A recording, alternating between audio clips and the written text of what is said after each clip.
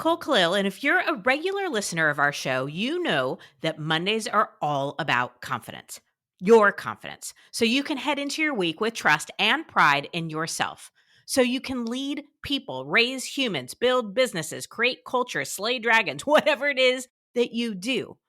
Each Monday, I've been reading a chapter of my book, Validation is for Parking, where we cover what confidence is, what it isn't, and how you actually build it.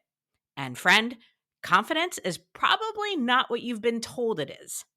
There are so many things that are chipping away at our confidence each and every day. So if we're not aware of those things, if we're not protecting ourselves from them, they can do some real damage. And the one that we're covering today is a doozy. The confidence derailer that seems to be everywhere we look and everywhere we go is comparison. If perfectionism is the enemy of confidence, head trash is the bully, overthinking is the manipulator, well, then comparison is the thief of confidence. It's literally sitting there waiting for you to stop paying attention so that it can steal confidence from right out under your nose. And comparison rarely operates on its own. It has a trusty sidekick that comes along for the heist called Judgement. Because once comparison starts to do its thing, judgment is almost always right behind it. Judgment of other people and other things for sure, but also judgment of yourself. Even though I know this is a confidence derailer, I still fall into this trap. The number of times I see someone on social media and feel less than would make your head spin, which is one of the many reasons I'm not using social media as a business strategy. So I can limit the amount of time I need to be on it. And so I can be particular about who I follow and what content I consume. And still, it happens more often than I would like. I bet it happens to you too. So, chapter 9 is all about comparison and judgment, as well as the confidence builder, the antidote that works best in the face of it. And that's choosing confidence. I know, that sounds like a ridiculous oversimplification, right? I mean, it can't possibly be that simple, except it can be. And just because it's simple doesn't mean it's easy, and it will require practice to get good at it. So we're about to dive in, but if you want to dig deeper and apply the learnings in your life, make sure you download the free confidence building workbook. We have the link in show notes, and go to pages 21 to 23 for comparison and judgment, which I have to say helps me every single time I find myself stuck in that comparison trap, and pages 33 to 34 on choosing confidence. We open up chapter 9 with a favorite quote from Stephen Furtick that says, "Don't compare your behind the scenes to someone else's highlight reel." I'd like you to take a moment to picture a woman who's just waking up in the morning. We'll call her Jane, but Jane is you. Jane is any of us because we've all been in her shoes, or PJs in this case. She grabs her phone to turn off her alarm, stretches and yawns, but doesn't get up. Instead, she checks her email and starts scrolling through social media. She's curious about what's happening out in the world today, what may have come up at work in the last 8 hours, how her friends and family are doing, or what drama has occurred.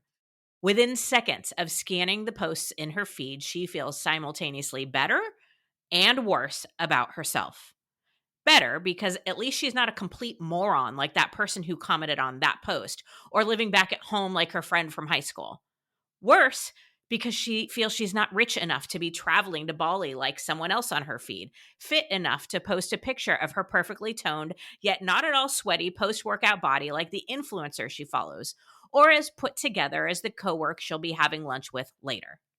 Jane was well rested and ready to start her day 5 minutes ago, but now has 1,000 thoughts swirling through her head about herself and all these different people, some of whom she hasn't actually ever even met or spoken with in decades.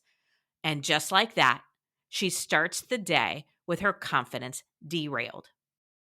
These days, we're inundated with information about other people's lives, what they're doing, what they're accomplishing, and how they look.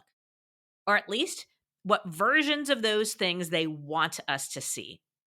I know that judging other people and comparing ourselves to them existed 20 plus years ago, but I doubt there's ever been a time in history when it's been as accessible and easy of a trap to fall into.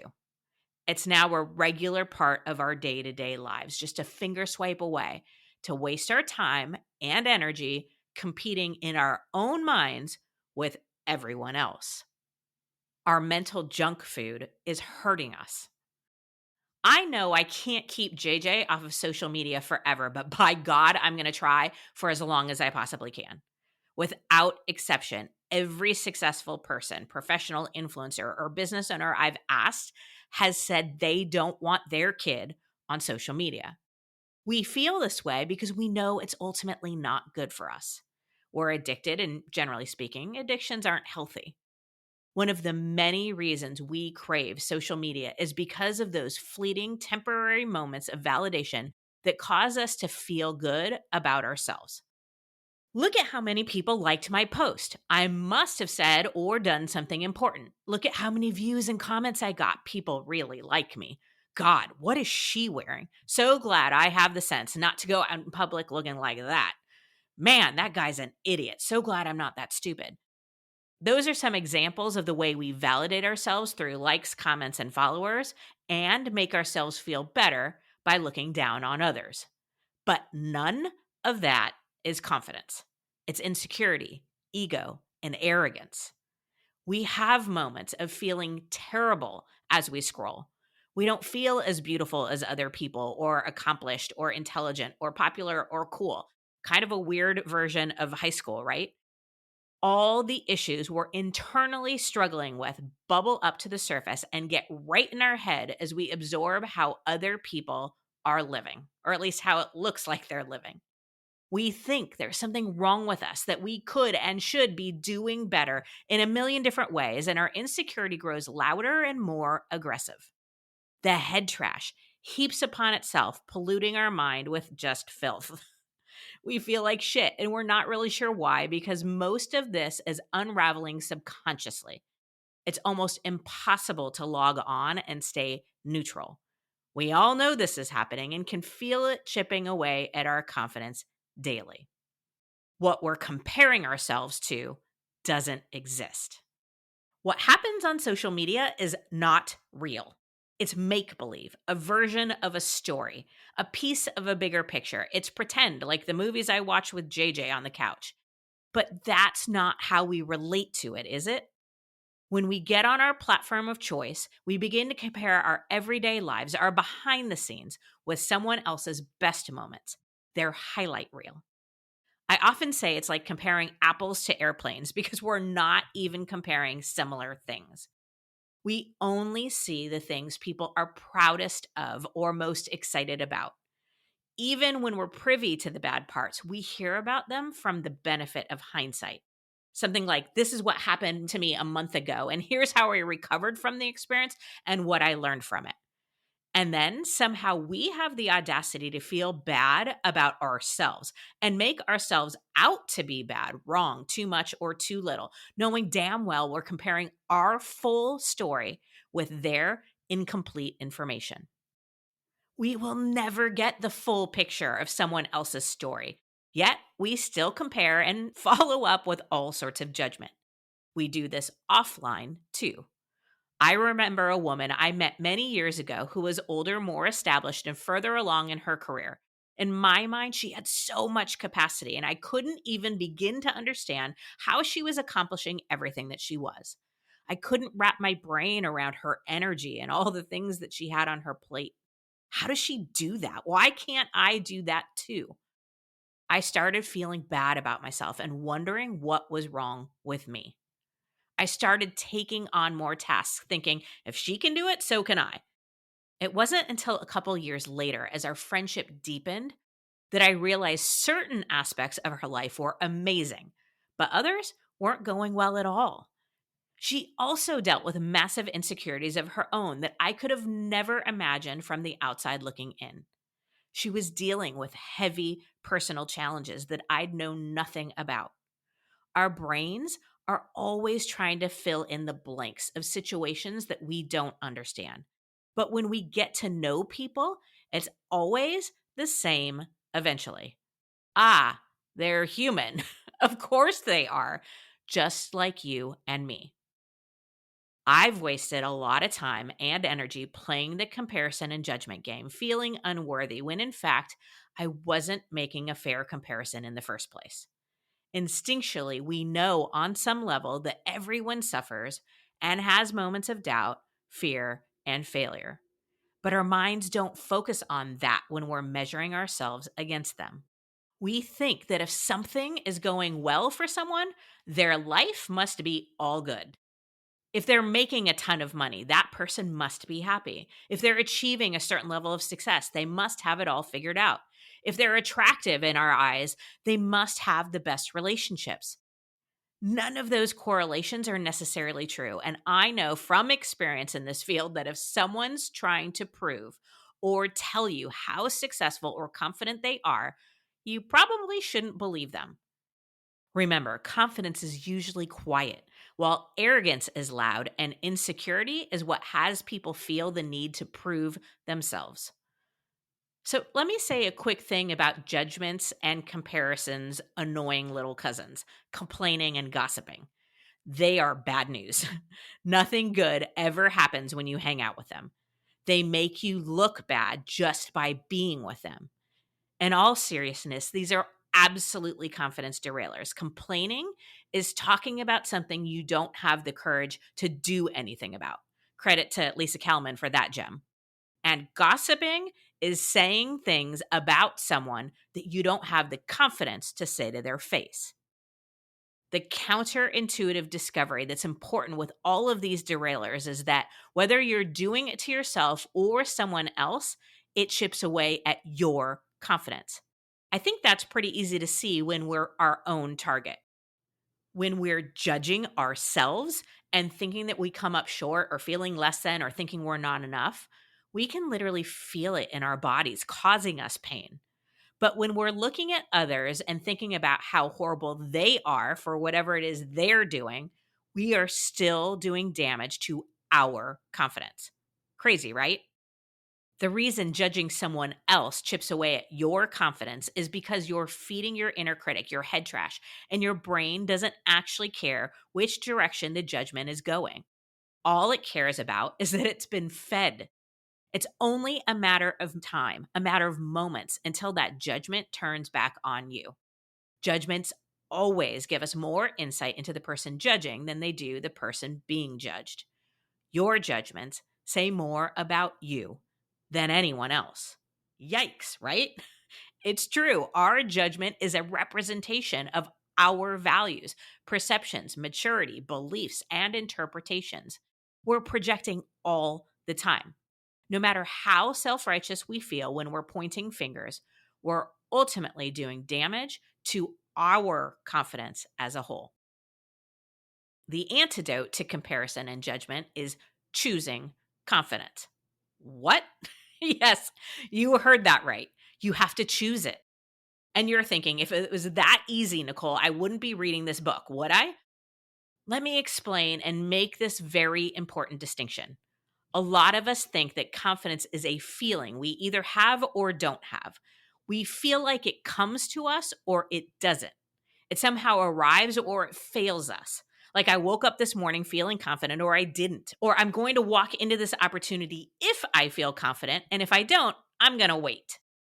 It's like confidence chooses us or doesn't, not the other way around. It's kind of like a bad relationship. We're waiting for confidence to decide if it wants to be with us, all the while forgetting that we get to choose whether or not we want to be with it.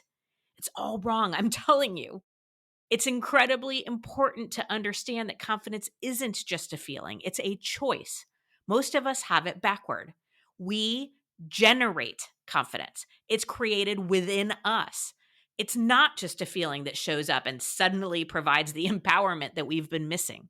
We have to choose and then demonstrate it by taking action. It's really that simple. But like so many things that are simple, that doesn't mean that it's easy. It takes practice. Are you sensing a theme yet?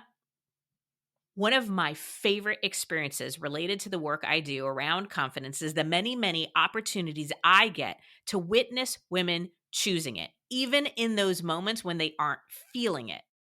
I've seen women do speaking engagements in front of hundreds of people after just coming out of a horrible week.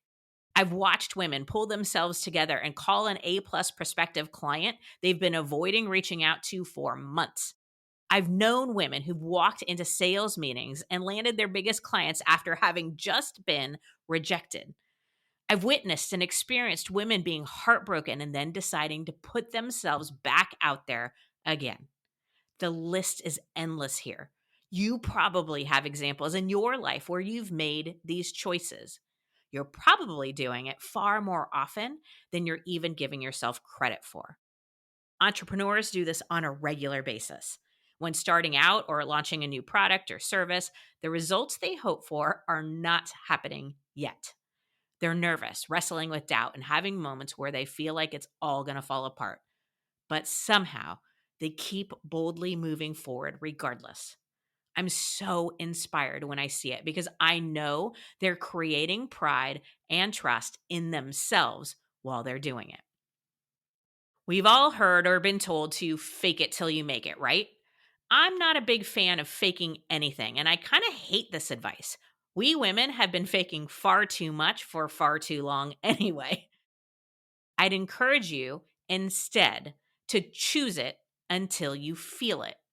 Choose confidence over and over, minute by minute if you need to, and keep choosing it until that feeling catches up. As you do this, you'll begin to gather more evidence of your awesomeness with each instance of choosing confidence, and you'll build that pride and trust in yourself, which will make it easier to be confident. I'm not a big sports person, but I notice people choosing confidence anytime I watch any game, whether it be team or individual. Jay's a big basketball fan, and while I don't know a ton about the sport, what I do notice is that the players are in the moment, making and missing shots. They have plays that don't go as planned all the time. They constantly have other players in their face, fiercely defending while the crowd cheers and jeers. Do they go stand in a corner and let other people's judgments consume them? Do they say, I'm not playing as good as that other person in my position, so I'm just going to sit this one out? Do they worry that they're a failure and let fear and doubt take over? No, they can't. They choose confidence play by play over and over again. They take the next shot like the last one never even happened. They immediately run back to defend whether they get the points or not. I'm always in awe of how they practice choosing confidence every single time. They don't get to give up when they lose a game. They choose confidence for the next practice and the next game after that. This is just one example from the athletic space, but people around us are choosing confidence all the time, and we can take a page from their playbook. Again, you're probably doing this in your life more than you notice or that you're giving yourself credit for. You may have chosen confidence at work without even noticing it. Most of our jobs demand that we do. Maybe you started the day off on a bad note, like running super late and missing the school bus and cursing in front of yours and your neighbor's kid. Or maybe that just happened to me. Or maybe you just had a conversation with a colleague who isn't pulling their weight on a project that didn't go the way you'd hoped it would. You have another meeting on your calendar in 10 minutes, however, and there's no time to marinate on how bad you feel about it or them. You have to brush it off and choose confidence to keep moving forward. You have to stay rooted in your purpose and focus on what's next. Onward and upward, right? Taking your feelings, judgments, comparisons, and head trash into the next meeting will throw you off your game, and that's simply not an option. This strength and ability to choose something, even when we're not feeling it, can be carried with us into all areas of our lives. So, how do we practice this? How do we choose confidence over judgment or comparison? How do we build on it? Friends, there are so many ways to do this. I'm going to give you a few that have worked for me and others, but please know that this is not an exhaustive list. So, tip number one, create, find, or use a mantra. Whether you prefer to call it a mantra, an affirmation, a catchphrase, or a declaration, what's important is that you have one. It should be a few words or 1 to 2 sentences max. You want to keep it short enough that you can both remember it and use it quickly when needed. Here are a few mantra building tips. Use I or my, not we. Say it in the present tense because you're calling the future into the present. Have it be meaningful to you and eliminate any wishy washy words. Don't worry about grammar or whether or not it'll sound good to others or if it feels cheesy or too big. This is for you and only you. Here are some mantra or whatever it is that you want to call it examples. When you see someone else crushing it and start feeling bad about yourself, you can say, I am enough just as I am. Someone gives you unsolicited business advice. My goals are mine and they matter. I confidently achieve them. If someone questions your abilities, I am an unstoppable force. When someone judges you or comments negatively about your choices, I trust myself. There are so many great mantras and affirmations out there. If you find yourself struggling, honestly, just Google it. Okay, tip number 2, use Mel Robbins' 5-second rule. When you catch yourself hesitating on something you want to do that requires confidence, count 5, 4, 3, 2, 1, and move forward on 1. This is especially helpful for interrupting the habit of overthinking and interrupting fear and doubt. Basically, it's a super quick method to change your mental habits and get out of your comfort zone. For example, if you have an idea in a meeting, but you don't normally speak up, 5, 4, 3, 2, and on 1, say your idea or raise your hand if blurting out your idea would be bad timing. Tip 3, practice intentional breathing. Take 3 deep breaths with purpose. Center and ground yourself. Breathe in what you need and breathe out everything else. For example, plant your feet firmly on the floor. Put your hands on your hips or in a prayer position. Close your eyes. Breathe in confidence and breathe out doubt. Then open your eyes and get into action. Tip 4, build and leverage a recovery plan. This is something I developed as a way for me to get back into action on super tough days, especially when I found myself stuck in comparison or judgment of myself or others. Because let's be honest, it's pretty easy to take action on the great days. But when the shit hits the fan, you've just faced rejection, fear, or doubt have taken control of your brain, or when you just don't feel like it, it's important to have a plan. Your recovery plan is a list of things that give you energy, remind you what's important, motivate you, and are action oriented. Taking one or more actions that fuel you will get you in the right place to take action when you don't feel like it or you're afraid to. You can find a free guide to designing your recovery plan on my website, NicoleKhalil.com. There's also the link in show notes, but here are some examples of things that you'll find there. Example number 1, read your feel good folder. This is where you keep any notes that people send you telling you about the great work you've done or how you've made a difference and so on. It will help you focus on yourself again and remind you that you do good work rather than focusing on anyone or anything else. Another example, listen to your confidence playlist. Create and name a playlist that includes songs that fire you up. It's 90s gangsta rap for me. Seriously. Exercise. Go for a run. Get on the treadmill. Do yoga. Go on a hike or take a boxing class. Do anything that releases endorphins, connects you to your strength, and can help you release negative energy or frustration. And let's be real, sometimes you just need to hit something. Another example is read. This could be something faith-based like the Bible or self-development oriented. It could be quotes, blogs, or books. It doesn't matter as long as it fuels you in the best way. You can listen. Podcasts are a great option here. I know a good one, shameless plug for my podcast, This is Woman's Work, which you can find on Apple, Spotify, or wherever you listen to podcasts. Obviously, you know that because you're listening, but okay, shameless plug over. And then another option is phone a friend. Know what you need and call the best person to give it to you. Do not call someone who's going to let you wallow in your misery or commiserate on your judgments. Call someone like a coach, a mentor, a friend who's an encourager, cheerleader, or challenger. There are so many options here, but you get the idea, right? Do as many things on your recovery plan as needed to get back into action towards what matters most to you. Choosing confidence on purpose. Why is choosing confidence the antidote to judgment and comparison? Well, because it's a fast, simple way to shift your mindset away from everyone else and back to what matters. We need that when we find ourselves playing the comparison game and when we're judging ourselves and others. How can you practice it when you're scrolling online, seeing pictures of your friends on vacation in Bora Bora? Well, I might argue, and I'm testing this out myself with occasional social media detoxes, that choosing confidence might involve not getting on social media in the first place. I wouldn't go as far as to claim that confident people don't use social media, because they certainly do. But ask yourself, though, what you're looking to accomplish by getting that social media fix. What's your purpose? And are you honoring it by logging on? How will seeing what other people are up to serve you? Are you currently in the right place for even getting on social media? Only you can provide true answers to those questions, but I'd submit that it's beneficial to set an intention rather than just scarfing down that mental junk food.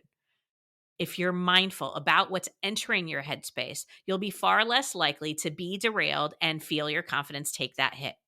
But when you do jump on social media, practice choosing confidence like an athlete, moment by moment, play by play. Choose confidence. One of the funniest and most frustrating things about social media to me is how often people spread disinformation about what confidence is. You and I know by now that it's not about comments, likes, or views. It's not about how it looks. It's about how it is. Confidence is built from the inside out, and we'll talk in the next chapter about how to keep ours on solid ground. There you have it, friends. As I said in the beginning of this episode, choosing confidence is going to require practice, lots and lots of practice. Think for a minute how much practice you've had so far in your life with comparing and judging. We're working to counteract that, so I'm talking everyday practice. Leverage pages 21 and 23 and 33 and 34 in the free workbook. The link is in show notes. Or go to NicoleKhalil.com and download my guide to designing your own personalized recovery plan so you can practice picking yourself up, dusting yourself off, and getting back into action, which we already know is a confidence builder, toward what matters most. Remember, confidence isn't comparing yourself to someone else and coming out ahead. Confidence is not needing to compare yourself to anyone at all. It's trusting yourself firmly and boldly. While validation, well, that's for parking.